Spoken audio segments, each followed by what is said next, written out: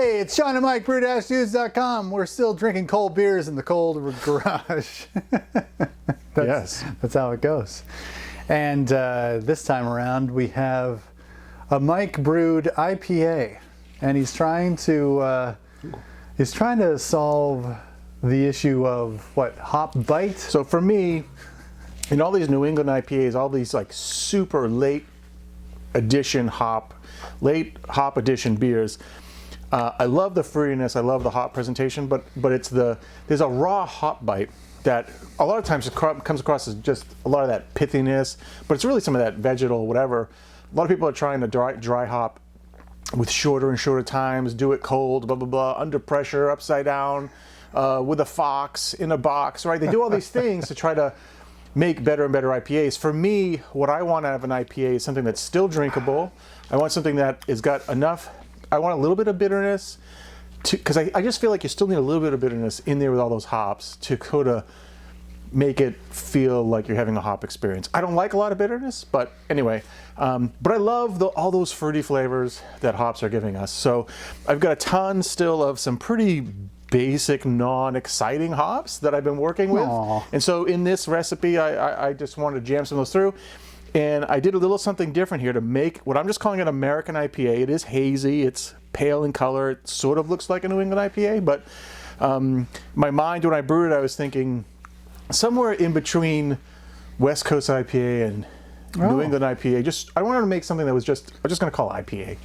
So a plain state IPA. Let me give you the recipe while you taste and evaluate based on the jargon I just gave you about my hopes and dreams for IPA.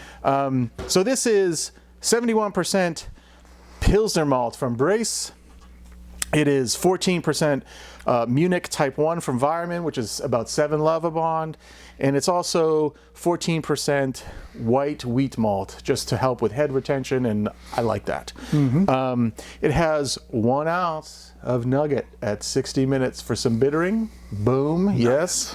And then this is where the fun comes in. So during the last 5 minutes of the boil, it's 1 ounce of Amarillo, 1 ounce of Azacca, and 1 ounce of Centennial.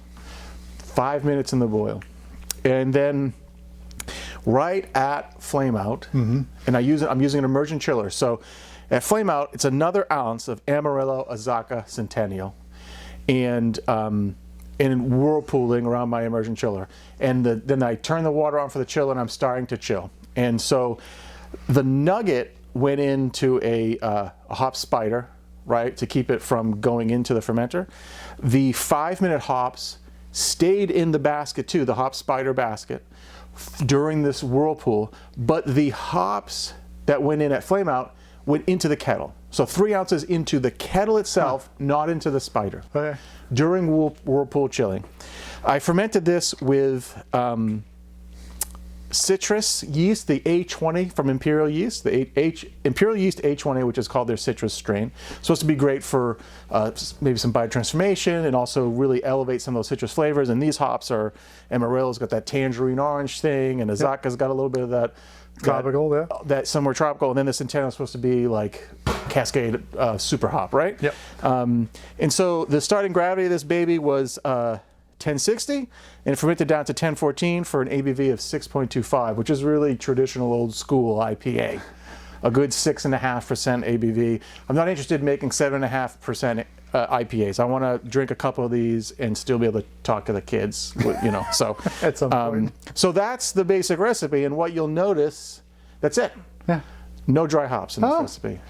Yeah. So what do you think of? And my motivation with that is to try to get rid of. I think dry hopping is great, and it's fine. But I want to know, could I make a beer with a ton of late Whirlpool edition hops, so that then on top of it too, I didn't have to open the fermenter ever, and expose my beer to some oxygen and lose some of that hop character, potentially with oxidation issues.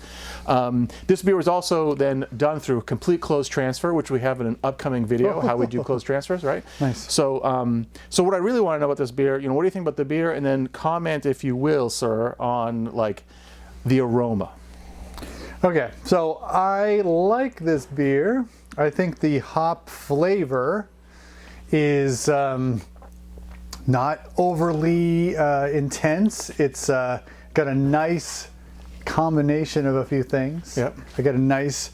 There's a tropical punch in there. Yep. But then I'm getting, what I think are what we grew up with, like Centennial, like grapefruity sort of bitterness that lingers. I don't know if that's the Nugget or not. Like, what's the Nugget profile? The Nugget profile is going to be a little bit like, I think it's a cross breed of like Northern Brewer and so woody, so a little bit woody, a little bit resiny. Yeah. It's not like a Warrior or a Magnum that's supposed to be clean bittering. It's supposed to have a little bit of an aggressiveness profile, but for 1 ounce, not super aggressive. 13 alpha acid. Yeah. But I think too, I should note here that this is still favoring. It's a 2.5 to 1 chloride to sulfate ratio. So it would be interesting to do an experiment with an old school hop like a Nugget or like a Simcoe, things like that. What are those all? I think I don't even do the experiment. The reality is this: a lot of IPA that we're used to from the days of yore favor sulfate, and sulfate gives you harsher hop flavor. It gives you a more aggressive hop flavor, to be polite about it. But on my palate, those hops, all hops, are just much more aggressive when you're favoring sulfite. It's more biting, it's drier, and a lot of people like that. I'm not knocking it. For me, I don't necessarily like it. I really like favoring the fruity thing. I think half the magic of the modern New England style IPA with that chloride is, there's a little bit of body there, but what you're really doing is pulling away from the bitingness that you get from sulfate on hops, right? Bitterness, Like it's a both. It's not just chlorides and other. It's the fact that you're moving away from that in the hops too. At least in my opinion, and people can, we can all have difference of opinions, but I think so. It really helps favor that fruity thing. Yeah. And I saw in my point then, to go back to the Nugget isn't as aggressive as you traditionally think it should be because of the high chloride level. True. It's taming it. Yeah. So I think it's well balanced with the malt. It's got a very nice mouthfeel. I think that it's in that realm of what I'm used to with New England style IPAs. Mm-hmm. I think that's the wheat coming through. But yeah, it's very drinkable. You could have like 3 or 4 of these and be like really happy about your choice. In terms of the aroma, I'm having a hard time. It's not like punching me over the head. Right. But it's not non-existent. It's not non-existent. Yep. And as I warm the glass in my hand, it becomes a little more apparent. Yep. It's nice. It's not like the IPAs we've brewed with a lot of dry hopping. You pour that in the glass and even you've said like, whoa, I can tell what I'm getting into right from here, 5 feet away. Yep. So this is more of one that you'd have to learn to get used to. When you pour this off the faucet on the kegerator, you get more of that aroma from the distance pouring it. This has been open for a bit and it is venting off. But I will say too, I will admit that I love the flavor profile of these 3 hops together. I think for me and my palate, especially for like findable and affordable hops, these guys deliver still. The classics still deliver, and we have to always remember that. But I think that the way that so I love the flavor profile. It's just not getting enough aroma. And so the way I did it, the reason why, those Whirlpool edition hops went into the kettle, and a fair amount of them stayed in the kettle, but a good amount of green material did come over into the fermenter, which is what I wanted, so that there was some of that material in there during fermentation. But what's interesting, seeing how it was in there for the whole 14 days, you don't have a lot of that bite, the raw hop bite, which I really like. So I think what I need to do is potentially, I can reconfigure the way I'm doing the Whirlpool to pull more of that green material into the fermenter, or an easier solution would be, instead of 3 ounces, up the blend to 5 ounces and get more aroma. Right? Okay. So to me, it's more of like an ingredient issue than a process issue. Yeah. Because with this process, I've found a balance that works for me where I don't have that raw hop bite. I just want a little bit more aroma here. right? And I've also, again, trying to do this without ever having to open the fermenter, right? Yep. And to get dry hops in there at a 5-gallon scale, you know, it's impossible to do that without getting some air in there. Not a tragic amount, but it's possible. And I just wanted to also try to, I was playing with complete closed system once the yeast was pitched. So. So just to final notes on the aroma, like I'm getting some orangey notes and a little bit and of to me, that's like one of my favorite characters in all beer is like when you get that orange. I get that candied orange, and there's a hint of the tropical stuff in there. I mean, I could even change the weighting of the blend if I wanted to try to get the tropical up a little bit more. Yeah. So it's pretty good. All right. Well, it'd be interesting to see what version 2 is, to see if you can like also deliver that aroma, like that punchy aroma. That's it's sort of, you know, it hits you in the face. You know, at least it like you can tell as the pint glass is being passed to you.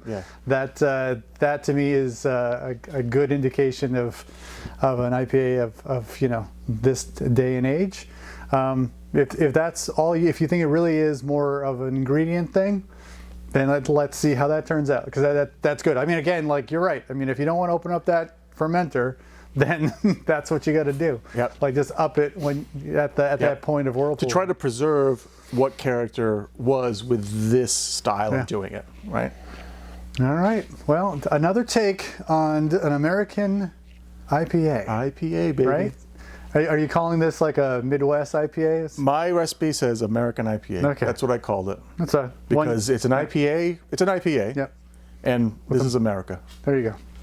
Brewed by an American. There you go. And that's for whatever it's worth. And that's what it is worth. So, excellent. Thank you for the beer.